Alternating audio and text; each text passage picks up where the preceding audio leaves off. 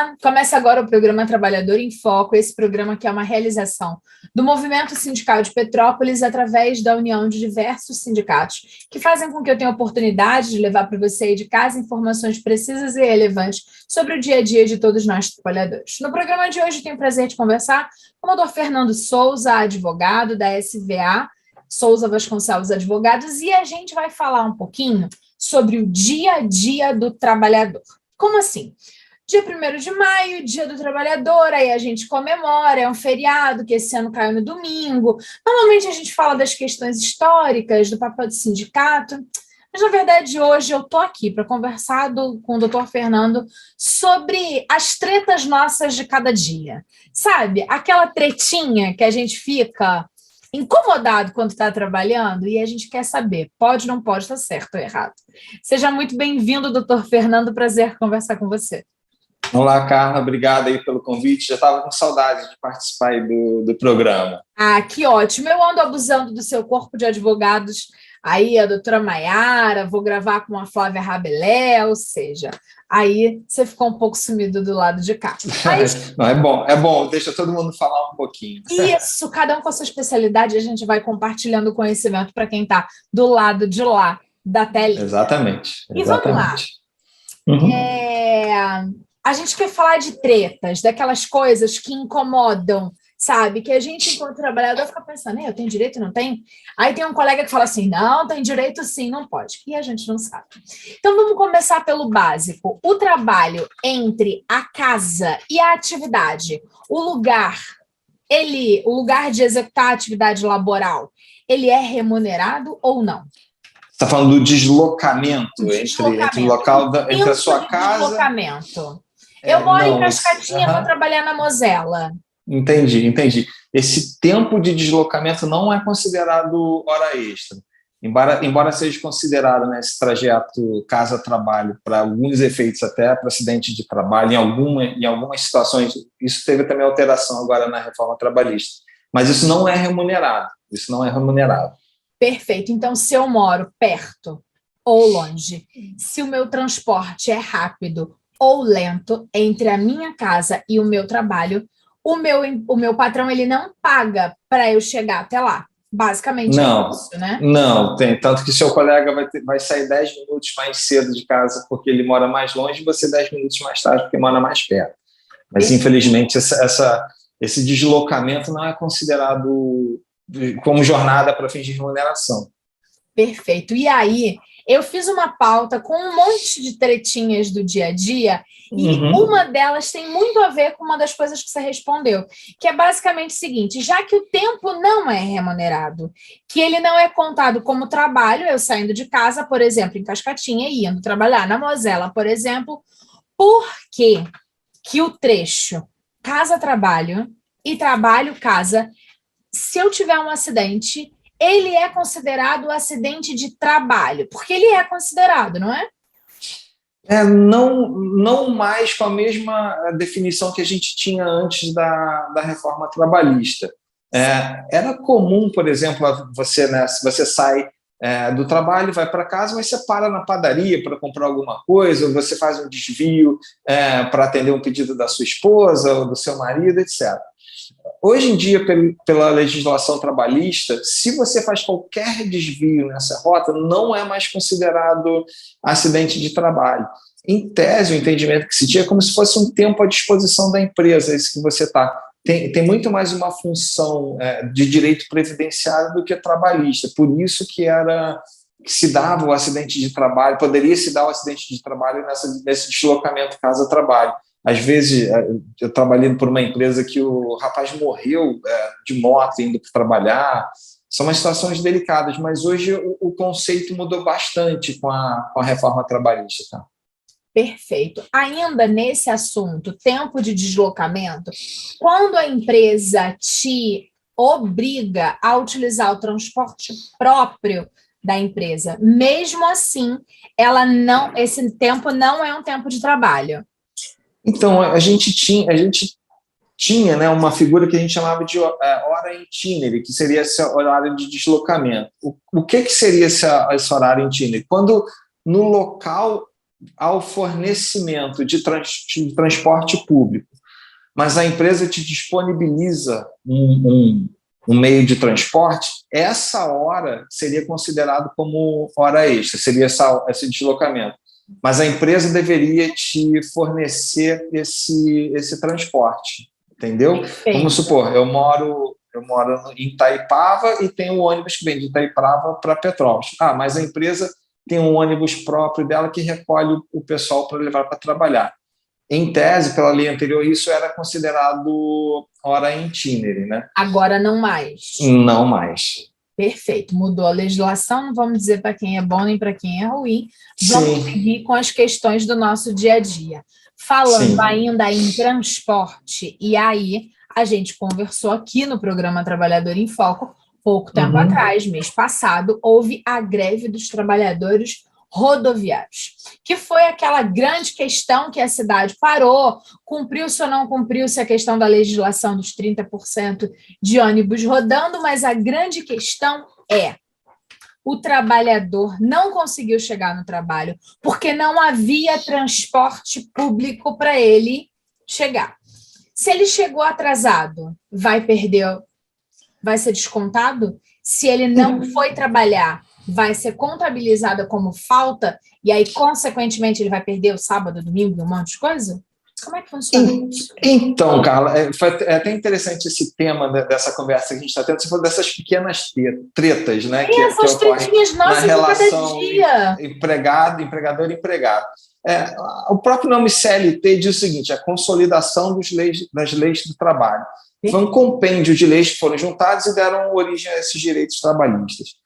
E isso vem perdurando até hoje. Existem muitas situações que não são reguladas pela CLT.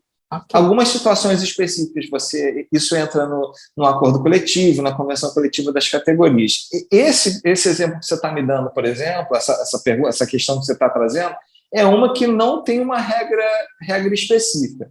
Em tese, igual você falou, quando vai ter uma greve de rodoviários, etc., eles têm que avisar com 72 horas de antecedência, tem que garantir 30% dos ônibus rodando. Então, em tese, o empregado poderia se organizar para chegar na hora. Perfeito. De novo, a empresa, se a gente pegar a letra fria da lei, ela pode descontar, se você faltar, pode descontar esses minutos se você chegar atrasado. Todavia, existe uma argumentação que, como isso é um caso de força maior, você, como empregado, poderia alegar isso em seu favor. Mas, de novo, não existe uma regra específica com relação a isso. Se você entrar com isso na justiça, por exemplo, depende muito da prova que você vai fazer, a situação específica. Cada caso vai ser analisado especificamente, mas a regra geral é a seguinte: se você atrasar para chegar por causa de greve de ônibus, a empresa pode descontar.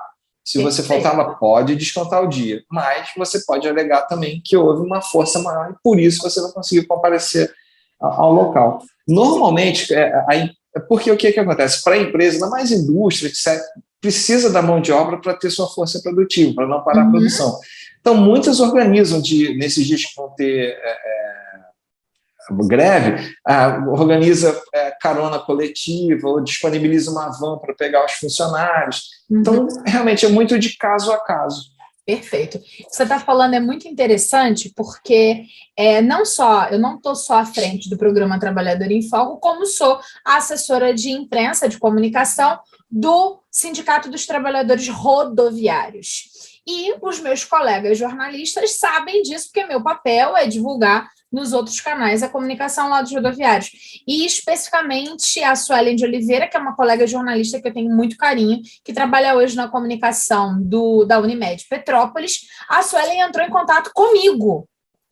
Ela não estava conseguindo ter certeza do que ia acontecer, e ela me ligou: Carla, eu quero saber, eu me viro para trazer os técnicos, os enfermeiros, a galera para trabalhar amanhã, o povo da limpeza. E aí eu fui e falei assim: diante do panorama, resolva. E foi o que aconteceu, e aí eu acho que é exatamente isso, né? Dependendo do segmento de mercado, se aquilo é extremamente vital, é importante que no caso de uma paralisação, como foi a Petrópolis, você ter aí uma carta na manga. A ideia é justamente de se avisar com antecedência para que a sociedade como todo se organize para aquilo. Exatamente. Né? Agora, dando continuidade a esse pensamento de horário, existe tolerância, então não existe tolerância no horário na entrada por conta de transporte público. Não dá para poder dizer nossa, meu ônibus quebrou, ou nada parecido. O que existe na legislação não é em função do transporte público, mas você tem um limite na marcação de ponto entre 5 e 10 minutos, que é a tolerância que existe, que a própria CLT já prevê. Mas não, de novo, não voltada para o caso específico de não ter transporte coletivo ou de estar numa greve. Como uma regra geral. Isso. E aí vem uma outra questão, essa questão do ponto, daquele trabalhador que bate o ponto, passa o cartão, entra e tal. É marcado o horário que ele entra naquela catraca, naquele marcar o ponto, os 10 minutos, ou no início da atividade laboral propriamente dito? A ideia de se marcar o ponto é justamente você meio que, não é controlar a produtividade, mas você saber da disponibilidade de horário do empregador para você. A regra seria você marcar quando começasse a trabalhar, né? Mas a gente sabe que tem que marca e toma um cafezinho e troca de roupa, ou antes ou depois. O entendimento normal, corriqueiro, é que você marca no início você começa a trabalhar e marca no final quando você para de trabalhar. Qualquer coisa que anteceda, né, ou ultrapasse isso para você se arrumar, etc., teria que ser feito depois da marcação do ponto, ou antes, né, quando for na entrada. Agora a gente vai entrar num assunto que eu acho que é muito voltado para o sindicato, eu tenho conhecimento disso, do sindicato do vestuário, as mulheres que trabalham em confecção, mas com certeza em outros múltiplos segmentos, a questão do xixi. E aí você vai falar a questão do xixi. Sim, o patrão, a empresa, ela tem o poder de denominar que existe o horário para fazer xixi, que pode levantar ou não pode levantar. Esse tempo ele pode ser cronometrado, ele pode ser marcado, ele pode ser descontado como hora não produtiva. Como é que funciona essa questão com o banheiro? Então, vamos lá. O horário que o empregado está trabalhando, ele está à disposição da empresa e deve produzir, né? Ele está sendo pago por aquela... Vende a força de trabalho. Exatamente. Se tem vários meios de remuneração, o mais comum é você pagar a jornada mensal, são 220 horas, etc. Para determinadas atividades, de novo, isso não tem uma regra específica, tá? Não tem uma regra na CLT que fala do xixi. O artigo 12, vou falar sobre intervalo para xixi. Não tem isso. A gente sempre fala de bom senso, mas a gente sabe que bom senso é uma coisa complicada. O que pode ser bom senso para mim pode não servir para você. As empresas possuem um documento interno chamado regimento interno.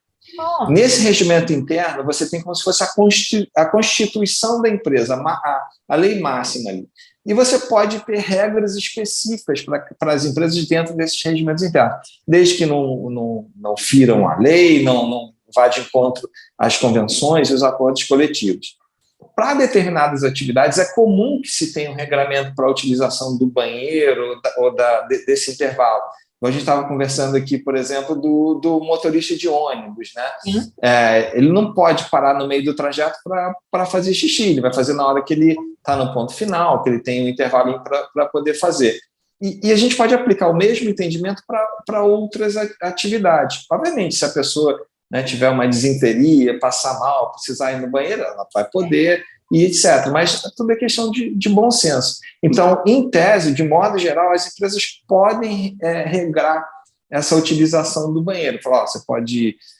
e é difícil, tudo vai variar muito da quantidade de funcionário que você tem, se a empresa é grande ou pequena. Porque imagina, o horário de xixi é de 10 às 10h15, aí você tem 300 funcionários. Como é que você vai... Não cabe. 300 funcionários. Então, eu digo que tem que ter esse bom senso de parte a parte por causa disso. Da mesma forma, eu não posso dizer que vou fazer xixi e ficar 42 minutos no banheiro fazendo xixi, a não ser que eu esteja passando mal. Tem que ter um pouquinho de bom senso. Então, normalmente as empresas começam a ter posturas mais duras com relação à utilização de banheiro, etc., quando isso começa a ser um problema, ou de produção, etc., ou de próprio desinteresse do empregado. A mesma coisa do outro lado. Se você usa de forma regular e a empresa é super dura com relação a isso, tem alguma coisa errada. Então, você pode até denunciar isso no seu sindicato, no próprio Ministério do Trabalho. A empresa não pode me impedir de me aliviar. Eu com vontade de fazer xixi, ela não quer que eu vá, né? Então, eu trouxe esse tema como uma das nossas tretas do dia a dia, porque a gente tem muitas mulheres que atuam como costureiras, que fazem parte do sindicato do vestuário, e que, principalmente no período gestacional, que é assim mesmo, a criança está crescendo, está pressionando a bexiga, ela precisa fazer xixi mais vezes, às vezes 2 vezes por hora, por conta dessa questão biológica, e aí sentada numa máquina, e a gente já teve muitas denúncias de mulheres se sentindo oprimidas por conta do xixi, e aí a gente está no momento 2022, não dá mais para ser porque eu precisei fazer xixi.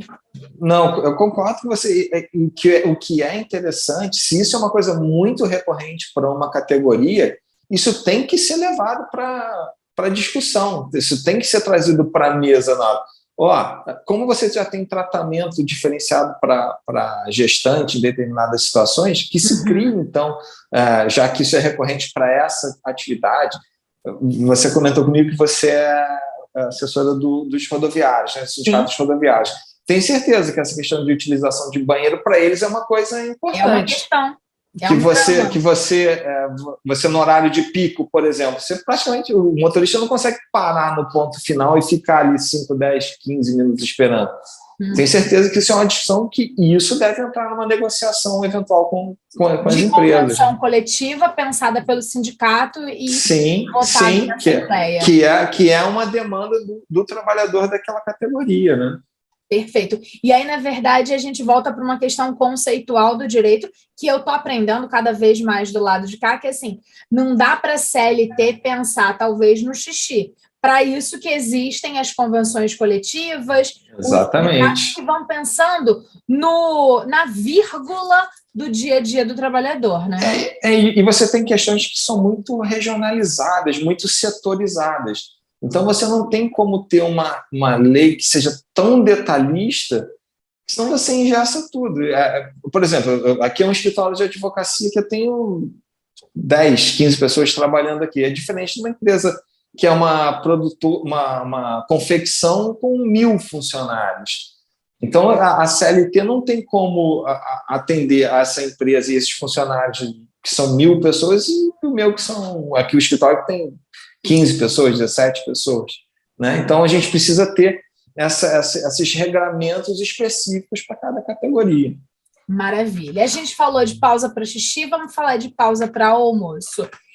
Eu estava terminando de executar uma atividade, saí 15 minutos depois para o almoço, volto 15 minutos depois, isso é entendido? Como é que funciona isso? Então, o intervalo entre a jornada que a gente fala, ele tem um regramento também na CLT, aí tem um artigo específico que fala. Antigamente, a gente tinha um limite mínimo de 1 hora que você poderia tirar de intervalo, e hoje você pode até ter um intervalo de meia hora, uma questão de medicina e segurança, mas que foi ultrapassada na CLT nova. A mesma pensamento que a gente tem que ter, porque a gente conversou para as outras. Se você está saindo 15 minutos mais cedo ou mais tarde, o ideal é que você compense aquilo ali, senão ou você vai ficar devendo hora, ou você vai ficar faltando hora ali para completar. E tem empresa que anota esse período de intervalo. Existem 2 situações que o empregador ele não é necessariamente obrigado a controlar o seu horário de almoço. A gente fala de pré-anotação do teu controle. Que seja um cartão de ponto, Carla, o horário de almoço dela é de 12h a 1h. Se isso já está pré-anotado no teu cartão de ponto, na tua folha de ponto, você não precisa toda hora que vai almoçar bater ele ali na maquininha. Por outro lado, você tem as pessoas do teu lado falando, pô, a Carla está toda hora ficando 15 minutos a mais, ou pô, ela não está tirando o horário de almoço. E isso fatalmente vai cair na justiça, né? Que você tem a redução do seu horário, ou o patrão vai começar a querer te descontar, ou querer que você fique 15 minutos a mais no final, porque você não está tirando o horário correto ali do teu almoço. Perfeito. Quando a gente fala em horário de almoço e de refeição, vem algumas questões que eu sempre fico pensando e que muita gente questiona, que é a questão da cesta básica, do vale-refeição, do lugar para a refeição, um refeitório, além disso, um espaço para a sala de descanso para esse tempo. Como é que funciona isso na prática? Quais são as obrigações da empresa para com o trabalhador? Então, de novo, a CLT não traz nada específico com relação à alimentação, etc. A gente tem leis que tratam sobre isso, mas não existe uma obrigação legal específica. O que existe é a necessidade do intervalo durante a jornada. Perfeito. Para trabalhadores que trabalham até 6 horas diárias de 15 minutos e para quem trabalha 8 horas de agora de meia hora, que você pode até 2 horas, isso pode ser negociado, né? O que você não faz ali, você compensa no início ou no final da jornada. Não existe uma obrigação legal de fornecimento nem de vale-refeição, de cesta básica, para nenhuma categoria específica pela CLT. O que existe são os acordos e convenções coletivas, ou a própria empresa que, como um benefício para o seu empregado, às vezes ela não pode dar um benefício direto de aumentar o teu salário, mas ela te dá um vale-refeição, um vale-alimentação. De novo, isso é de caso a caso. Muitas vezes isso é negociado entre empresa e sindicato, e muitas vezes a empresa, para reter talento, para trazer funcionário para aquela atividade, ela coloca esses incentivos, plano de saúde, vale alimentação, vale refeição. Aí você, né, isso de um modo geral, se tem obrigatoriedade ou não. Aí você falou com relação ao espaço para que isso aconteça. O que a gente tem, empresas maiores de 300 funcionários, por exemplo, se você é obrigado a fornecer um refeitório para ela. Não a refeição, mas o refeitório, um espaço onde as pessoas possam comer. Uhum. E de 30 a 300 funcionários, você também é obrigado a fornecer um espaço que tenha o mínimo de higiene. Você não precisa ter um refeitório específico, mas você tem que ter um espaço destinado para que as pessoas façam as suas refeições.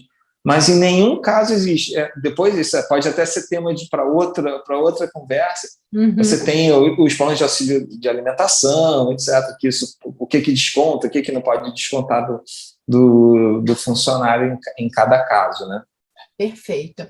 Dando continuidade, mas a gente já está chegando no final do nosso bate-papo, e aí eu acho que tem uma coisa que é muito interessante por conta do aumento do home office.